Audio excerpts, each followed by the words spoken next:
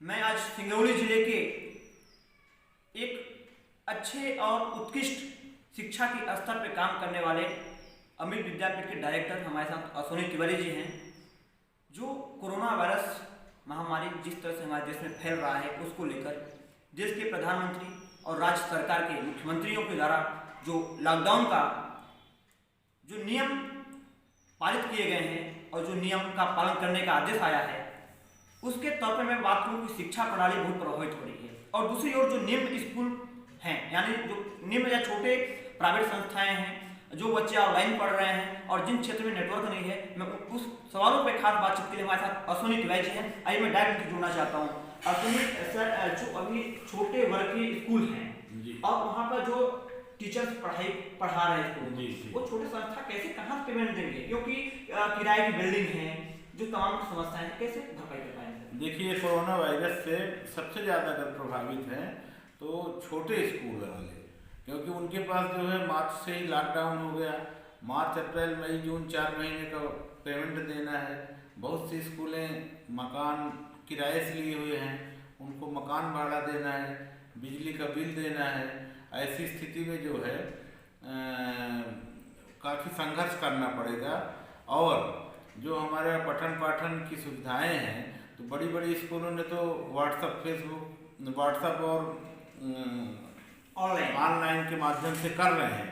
लेकिन जो छोटी स्कूलें हैं, उनके जो बच्चे हैं वो गरीब तबके के घर से, जिनके पास एंड्रॉयड मोबाइल नहीं है, ग्रामीण क्षेत्रों में नेटवर्क नहीं है, तो इस तरह से शिक्षा व्यवस्था पूरी तरह से प्रभावित है। और 10th 12th के एग्ज़ाम पोस्टपोन्ड हो गए हैं। जब तक नया एग्ज़ाम नहीं होगा और बच्चों का रिजल्ट नहीं आएगा तो कॉलेज में भी जुलाई में एडमिशन नहीं हो पाएंगे। तो इस तरह से शिक्षा व्यवस्था पूरी तरह से ध्वस्त हो गया है। अश्विनी जी, अहम बात एक और सवाल मन में आ रहा है कि जो बच्चे आज ग्रामीण क्षेत्र में हैं, वहाँ नेटवर्क नहीं है, समस्या है। जो छोटे स्कूल निम्न वर्ग के हैं वो किराए बिल्डिंग लेके स्कूल संचालित कर रहे हैं और प्राइवेट शिक्षक रखे हुए हैं, फिर उन्हें उसी स्कूल से इनकम अर्न करते हैं फीस के माध्यम से, फिर उनकी फीस देते हैं, बिल्डिंग की फीस देते हैं। तो फिर कैसे अर्न हो पाएगा, कैसे वो बिल्डिंग किराया देंगे?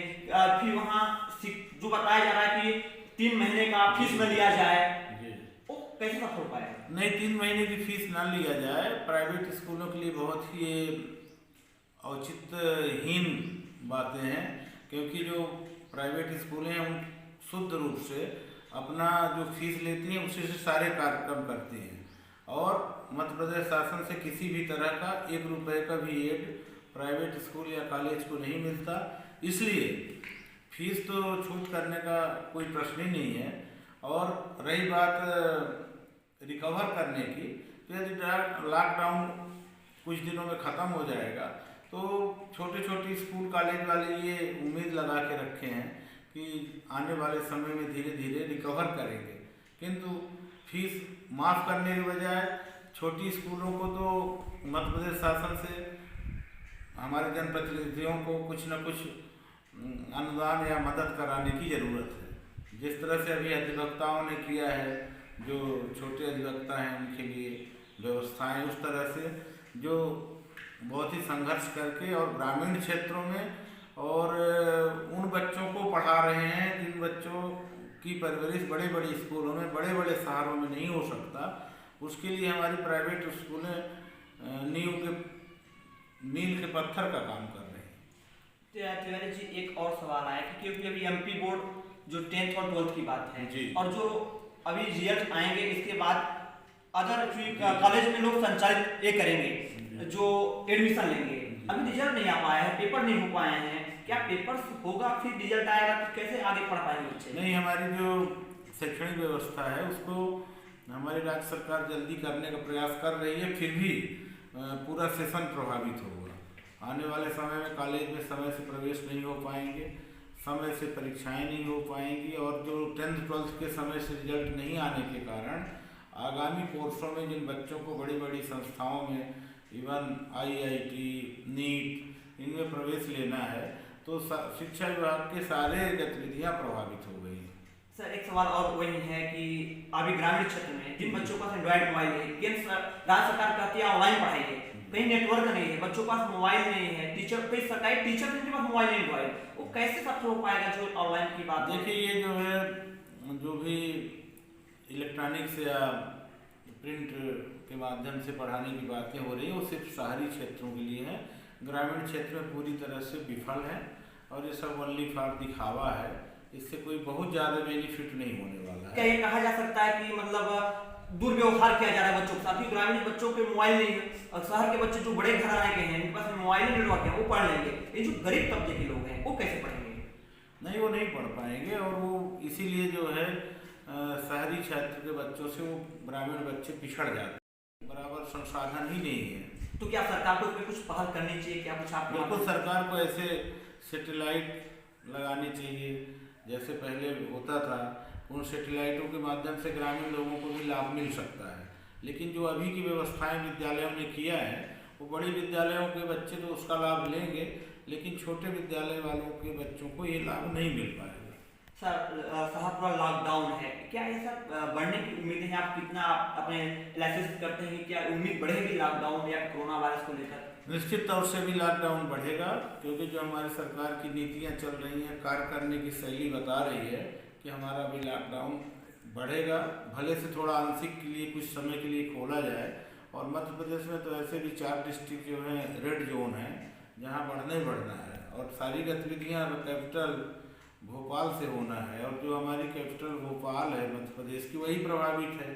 तो हमारे 10वीं 12वीं की परीक्षाएँ भी प्रभावित हैं और अन्य गतिविधियां भी प्रभावित हैं। इसलिए अभी बहुत ही संकट के दौर से हमारी शासकीय विद्यालय, बच्चे, गार्जियन सब लोग गुजर रहे हैं।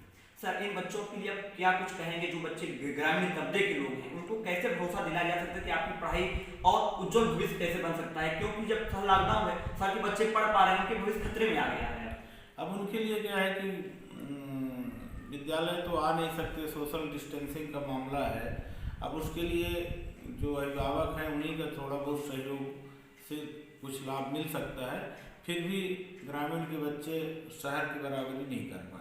तो सर वो नाखुश हो रहे हैं क्योंकि आपके जैसे शिक्षक, क्योंकि आप उत्कृष्ट कार्य किए हैं सिंगरौली जिले में, आपका जो नाम मध्य प्रदेश के लेवल पर जो चुना जाता है, फिर आप उनको कैसे साहस दे पाएंगे, कैसे उनको मन में और जागृत ला पाएंगे आगे? क्योंकि मनोबल टूटेगा, फिर पढ़ेंगे कैसे बच्चे? नहीं, विद्यालय संचालक हमारे जो पूरे मध्य प्रदेश अपने सिंगरौली जिला के जो भी संचालक हैं और हमारा पूरा मध्य प्रदेश का PSA ग्रुप है, वो इसके लिए काम कर रहा है। जन जागरूकता अभियान चला के हम लोग गार्जियनों से सतत संपर्क में हैं और मोबाइल वगैरह से उनसे बात होती है कि एक लॉकडाउन ख़त्म होगा और जो पढ़ाई में पिछड़ रहे हैं उसको हम लोग रिकवर करेंगे और उनको भी हम इन बच्चों की बराबरी ला के ही छोड़ेंगे। और हम लोग छोटे स्तर वाले कम संसाधनों में जो छोटी विद्यालय हैं वो ज़्यादा प्रयास करके, ये प्रयास पूरा है कि हम उनको इनके बराबर में ही लाएंगे। धन्यवाद। मैं अवनीश कुमार, जो हमारे साथ खास बातचीत के लिए अश्विनी तिवारी जी थे, जो शिक्षा प्रणाली पर जो समस्याएं अब लॉकडाउन के दौरान आने लगी हैं और जो ग्रामीण तबके के बच्चे हैं उनको जो अपने खुद की भविष्य अब खतरे में जब नजर आने लगती है, तो यह सवाल किसी उच्च स्तर के जो शिक्षा में काम कर रहे हैं उसे वरिष्ठ में आपसे